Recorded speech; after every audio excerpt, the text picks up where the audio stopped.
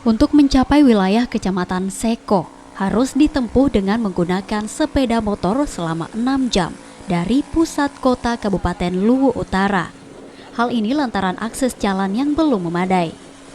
Kini pembangunan jalan telah dilakukan yang meliputi Kecamatan Rongkong dan Seko. Bahkan di Kecamatan Rongkong sebagian jalan telah diaspal.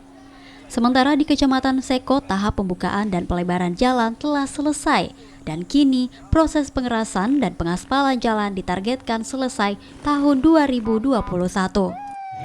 Tahun ini kita sudah menyelesaikan sampai masuk ke Seko dan kami juga berbagi dengan Ibu Bupati supaya menyiapkan sharing untuk kita selesaikan akses kota Seko.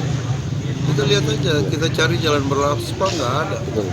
Target penyelesaian jalan ini sampai sebagaimana yang sering disampaikan oleh Pak Gubernur dan sesuai dengan target RPJMD Provinsi Sulawesi Selatan, ditargetkan tahun 2021 sampai ke ibu kota di Seko diharapkan sudah tuntas penanganan. Pembangunan jalan di wilayah terisolir di Kecamatan Seko dan Rongkong ini baru dilaksanakan. Sejak puluhan tahun tak pernah disentuh oleh pemerintah. Dan menurut Gubernur Sulawesi Selatan, Nurdin Abdullah, pembangunan akses jalan di Seko ini menggunakan dana dari pemerintah pusat, pemerintah provinsi, dan kabupaten.